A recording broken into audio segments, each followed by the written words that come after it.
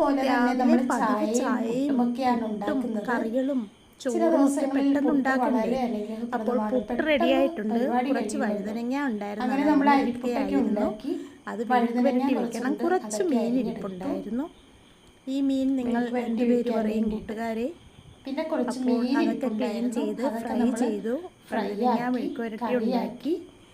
നമ്മൾ മീൻ കറി ആക്കിയിട്ടുണ്ട്. എല്ലാം കഴിഞ്ഞ് റെഡിയായി ഞാൻ സ്കൂളിലേക്ക് പുറപ്പെട്ടു.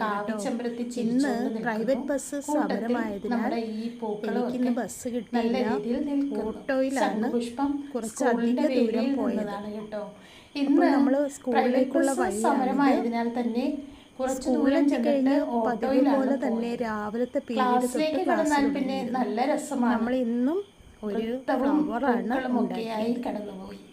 എങ്ങനെയുണ്ടെന്ന് കമന്റ് ചെയ്യണം കൂട്ടുകാരെ കേട്ടോ.